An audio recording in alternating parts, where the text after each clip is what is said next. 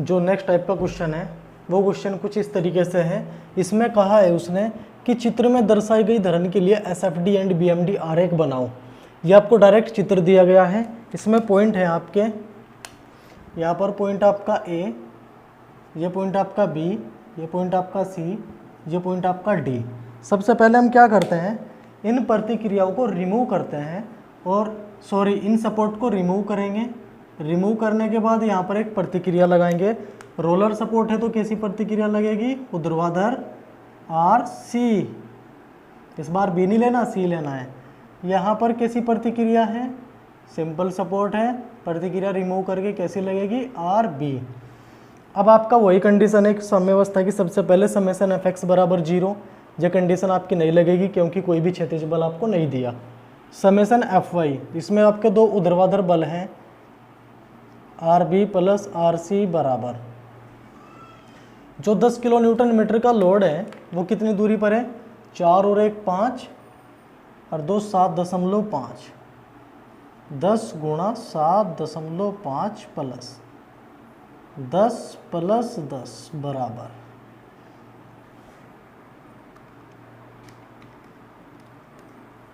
ये हो जाएगा आपका 95 किलो न्यूटन। अब हमने क्या किया, इस RB पर मोमेंट लिया 0,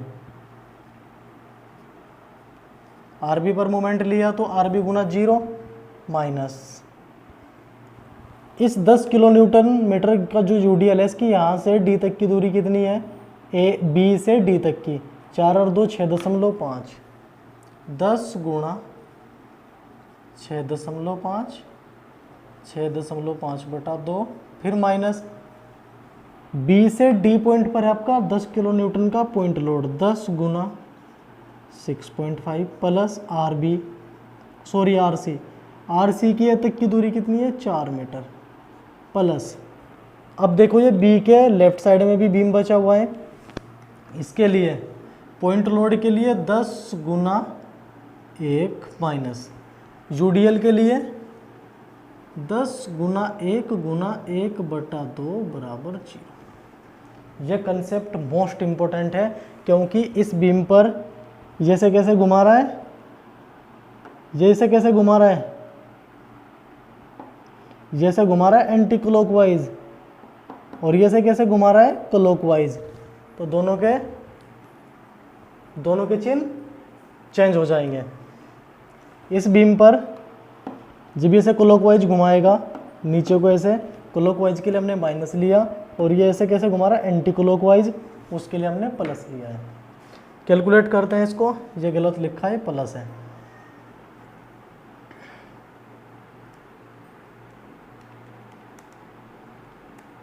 सिक्स पॉइंट बटा 2।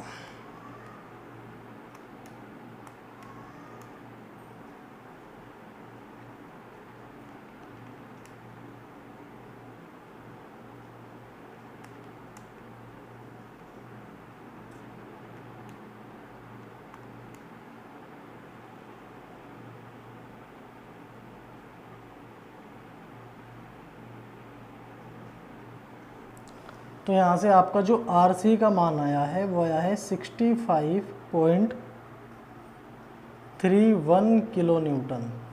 अब जब आप RB का मान निकालेंगे वो बनेगा आपका 95 माइनस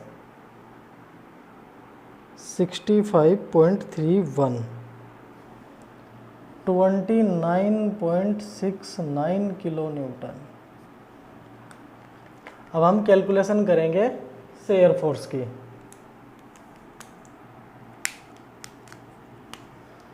शेयर फोर्स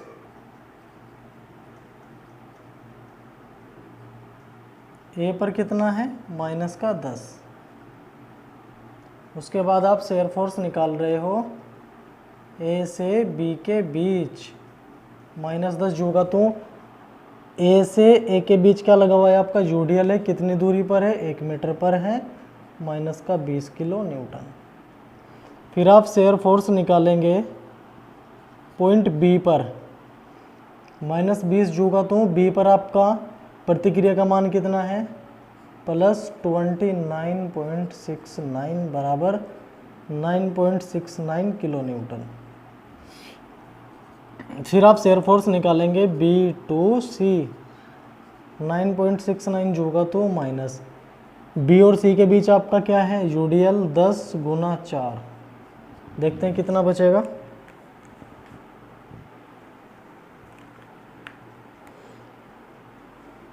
नाइन 9.69 में से माइनस करना है 40, माइनस का 30.41 किलो न्यूटन। अब आप शेयर फोर्स निकालेंगे एग्जैक्ट पॉइंट सी पर, माइनस का 30.41 प्लस 65.31 बराबर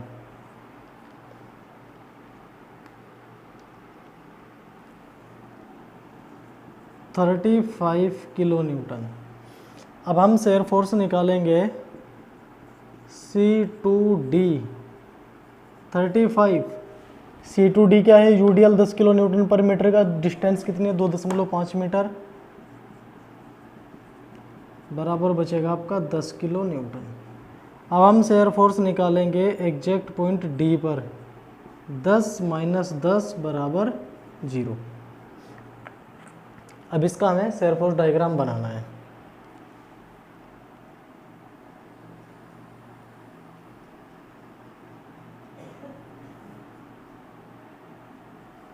A B C D।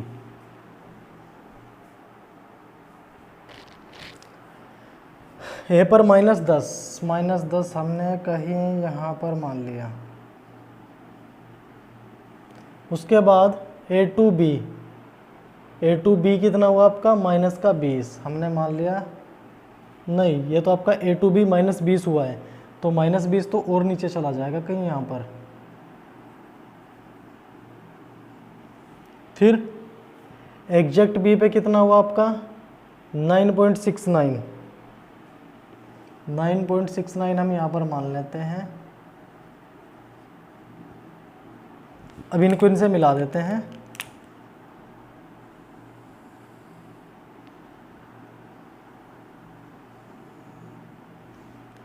उसके बाद B2C माइनस का 30.41। अब ये इससे और थोड़ा नीचे आ जाएगा कहीं यहाँ पर।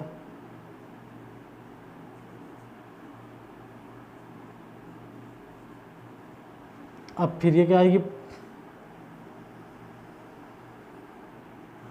Linear line. फिर एग्जैक्ट सी पर गए, एग्जैक्ट सी पर फिर 35, यानी कि कहीं यहाँ पर मान लेते हैं 35।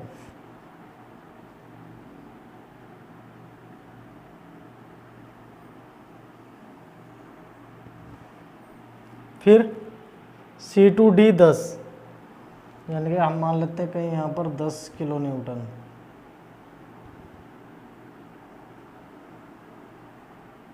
और एग्जैक्ट डी पर 0।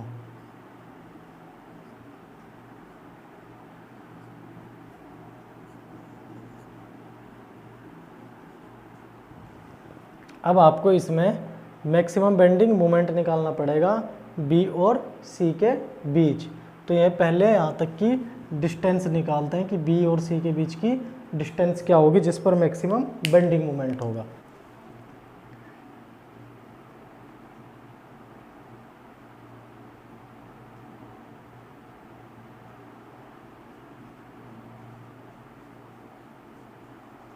हमने क्या किया, यहाँ से यहाँ तक की जो टोटल दूरी है वो तो मान ली x, तो ये दूरी कितनी बचेगी हमारी x - 1। अब हम इसका mx लेंगे इस सेक्शन पर। mx बराबर भाई यहाँ से यहाँ तक का माइनस का 10 किलो न्यूटन का लोड है तो इंटू एक्स माइनस, फिर ये क्या है आपका यूडीएल है पूरे पर 10 इंटू एक्स बटा 2, फिर प्लस आपका क्या है आर बी, और आर बी का मान आपका कितना आया था, आर बी का मान आया था आपका 29.69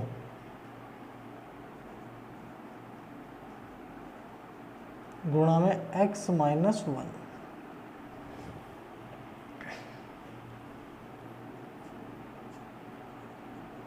तो mx की जो समीकरण है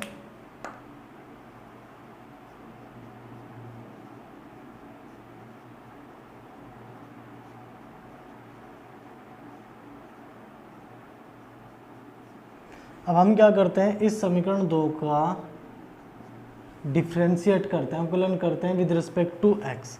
तो हो जाएगा हमारा dmx अपॉन dx बराबर -10x प्लस का 29.69 1 - 0। इसको हम 0 के बराबर रखेंगे तो बराबर माइनस के 10 में से प्लस का 29.69 हो जाएगा तो कितना बचेगा 19.69 माइनस का 10x। ये 10x इधर आके प्लस का हो जाएगा 19.69 और x बराबर 1.96 मीटर। अब हम इस मान को समीकरण 2 में रखेंगे तो mx बराबर माइनस का 10 गुणा 1.96 माइनस 5 1.96 का स्क्वायर प्लस 29.69 1.96 माइनस 1 बराबर mx का मान 29.69 गुणा 0.96 28 माइनस 5 गुणा 1.96 गुणा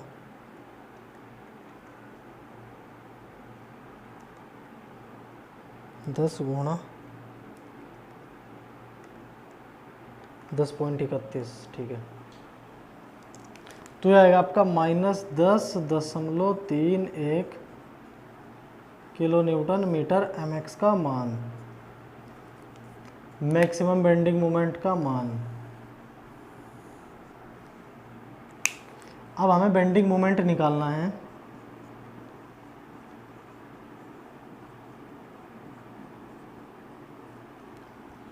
सॉरी ए पर 0, उसके बाद हम निकालेंगे बी पर कितना हो जाएगा माइनस का 10 गुणा 1 माइनस 10 गुणा 1 गुणा 1/2 बराबर 15 किलो न्यूटन मीटर। उसके बाद आप अपना बेंडिंग मोमेंट निकालेंगे 8 पॉइंट -10। इसके लिए आपको पूरे बीम की रिक्वायरमेंट होगी। आप पूरे बीम को ध्यान से देखना। सी तक के लिए यहाँ पर दूरी 4 थी तो ये 5 हो जाएगी, -10 गुना 5 और फिर -10 गुना 5 गुना 5/2 और प्लस आर ए का मान था हमारा 29.69 गुणा 4 बराबर, इसे हल करने पर हमारा आएगा -56.24 किलो न्यूटन मीटर। इसके बाद हम बेंडिंग मोमेंट निकालेंगे 8 पॉइंट डी पर -10 गुना, टोटल दूरी कितनी थी इसकी 7.5, -10 गुना 7.5/2 इंटू 7.5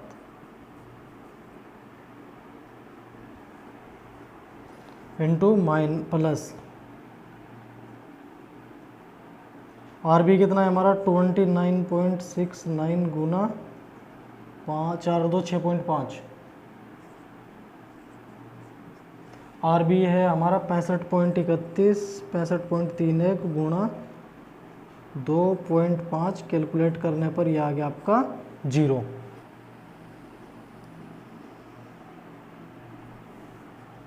ए point, B point, C point.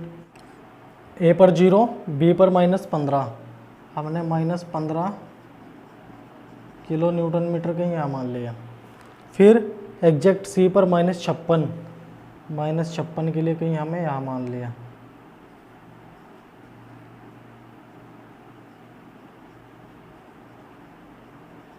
फिर डी पर है आपका 0 और मैक्सिमम भी आया था कहीं, मैक्सिमम आया था हमारा 10.31 यानी कि कहीं यहाँ पर 10.31 किलो न्यूटन मीटर। कैसे पता लगाए बी और सी, क्योंकि जो हमारा एसएफडी डायग्राम था वो बी और सी के बीच पॉजिटिव से नेगेटिव हुआ था। अब इसकी यहाँ पर यूडीएल के कारण कैसी लाइन आएगी? पैराबोलिक। कैसी लाइन आएगी? पैराबोलिक।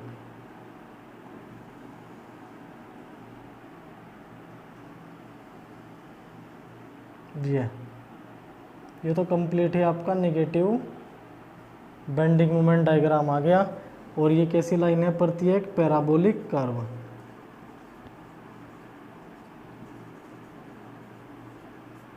ये भी क्या है आपका? पैराबोलिक